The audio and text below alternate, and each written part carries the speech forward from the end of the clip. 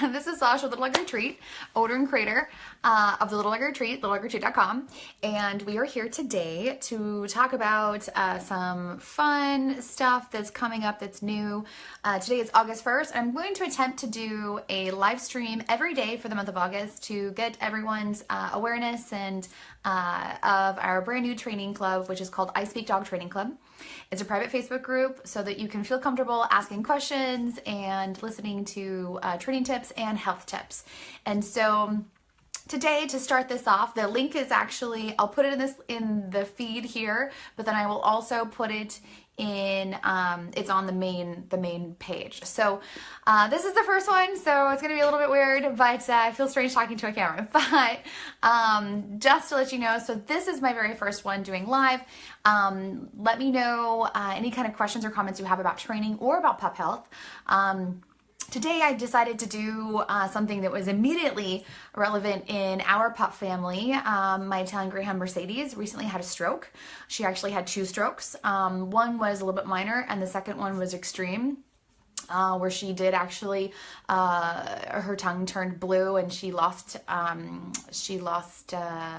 blood supply basically to the brain for about 3 seconds. So it was an intense week for our family this week, and we've learned a lot about preventative care for strokes. But more specifically, I wanted to talk today about some of the things that we did to help Mercedes during her situation, to not only make sure she came out alive, but also to help her in her recovery. So statistically, about 65 to 75% of dogs will recover fully from a stroke. A stroke is basically where blood supply is cut off to the brain, and typically in a stroke, what happens is the surrounding tissue from that location is actually, it dies. So now, it depends greatly on how the circulation was moving, how much blood supply was lost, how long it was lost. So in Mercedes' case, she only lost it for about 3 seconds, and then she did kind of fully recover. So with the situation with her, we were trying to figure out why. She's otherwise extremely healthy, healthy appetite, didn't seem to have any pre-existing noticeable characteristics that would cause a stroke. And so we're trying to figure out what was the underlying ailment, and what it turned out to be was actually an abscess tooth. She's been to the dentist recently, and so she had teeth pulled and everything else looked good. So it completely came at a surprise to us. But it was an abscess tooth that literally is causing blood poisoning.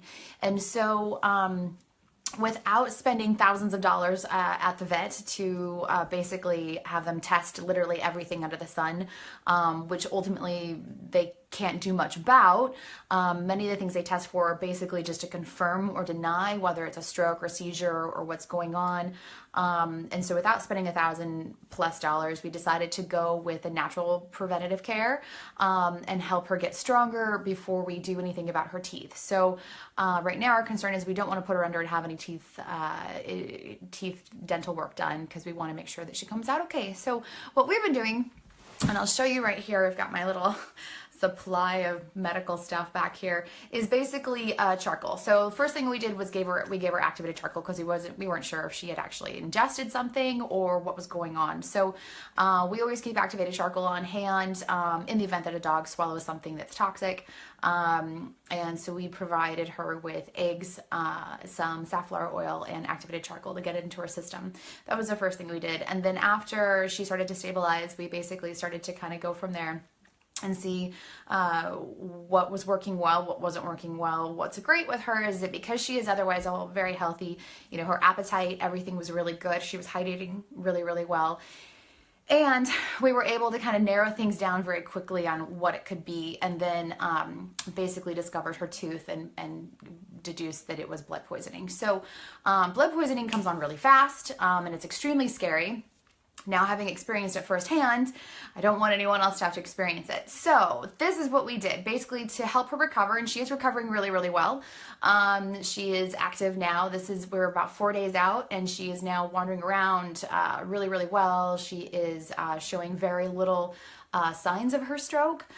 She does have a little bit of her right foreleg and right back leg are having some issues, and she's having a little bit of blindness in her right eye. But she is now playing. She's been really active in playing with Haley, which is fantastic. And she's been really lovey and actually just really just motivated to move and walk and do things that are normal. So she's been really good about that. What we've been doing is, I will show you right here.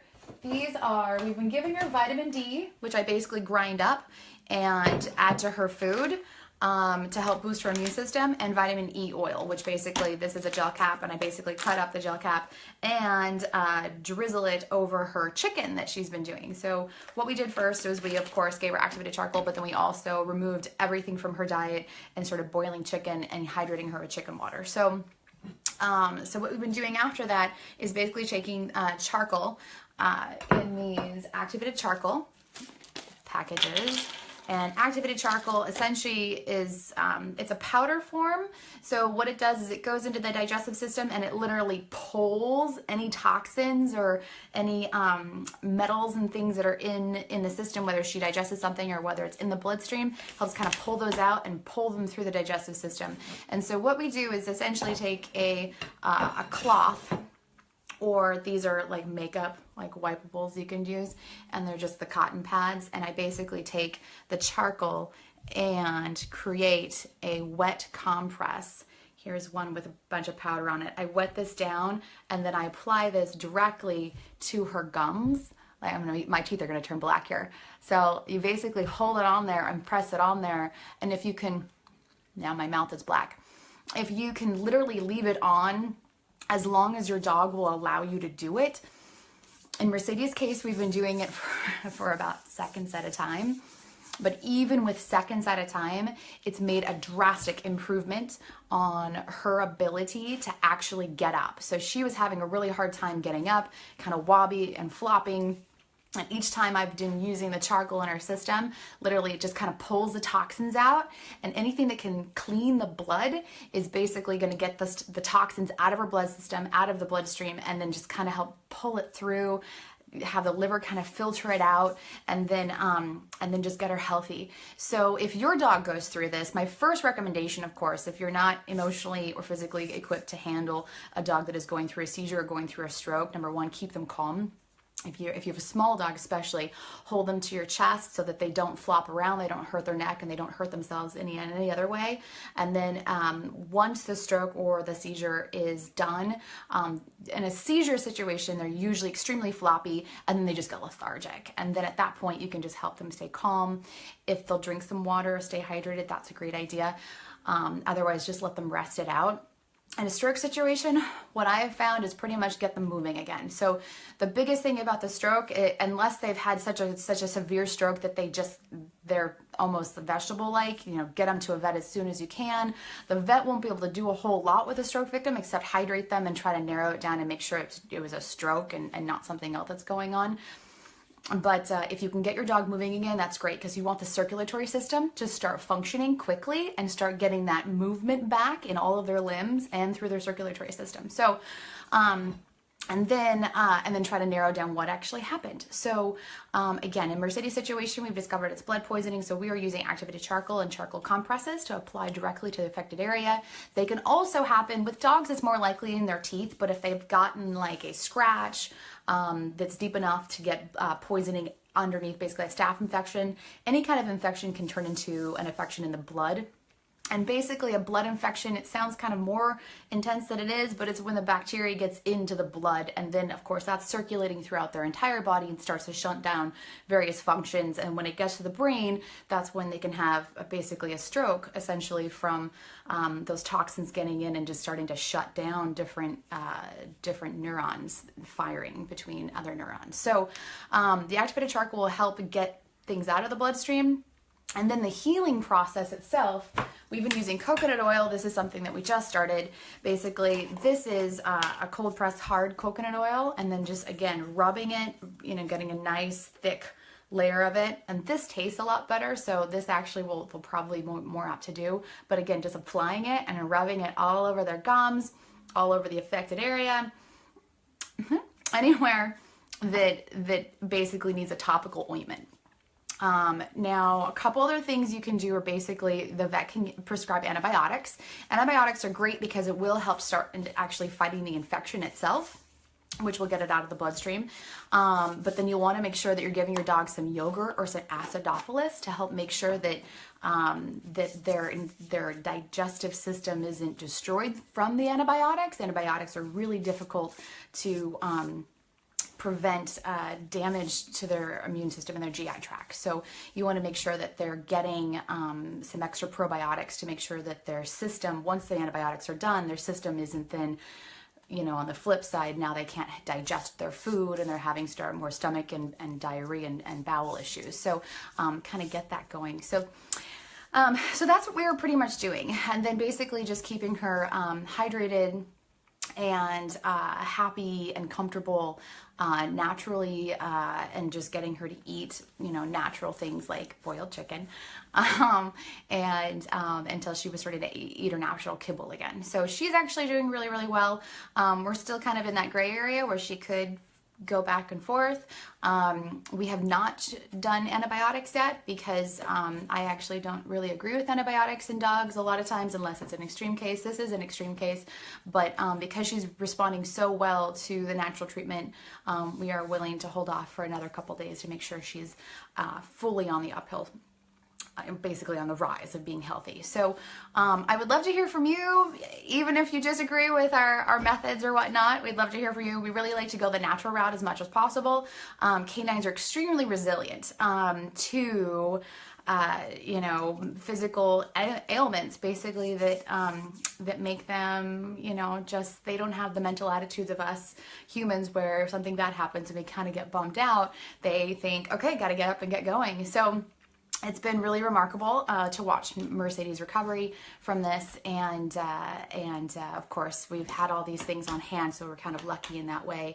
And because I do what I do, I'm actually here with her, so I was able to respond very quickly. If you find your pup, of course, in a situation where you don't know what's happened, absolutely take them to the vet. The vet, of course, is there to help make sure that, you know, your pup is safe and healthy, and they will try to narrow it down. If you are in a position where you can, especially emotionally equip, you're emotionally equipped to take care of your pup, then by all means, I highly recommend the activated charcoal first. Coconut oil also, because there's an antibacterial property that will help draw toxins. You can also just literally swoosh it around in their mouth, again, or just rub it on top. It'll help draw any kind of toxins that are in there. And then again, just boosting their immune system. So the vitamin E oil is fantastic. Mercedes' case, vitamin E oil was my primary one just because it helps with hearts and the circulatory system, and just kind of make sure everything's starting to flow properly. And then vitamin D, just because it pretty much helps every cell in the body. So yes, I will be back tomorrow, where I think I'll discuss oils that you can give your dog to help them have a healthy and safe coat. And we'll try this every day for the month of August. So again, this is Sasha, Little Dog Retreat. I hope you enjoyed this. I don't know if I'll be doing it in the afternoon every day or in the morning. We'll kind of play it by ear. And I would love to hear your questions about what kind of health stuff you would like to talk about or training. And we'll see you tomorrow. Thanks.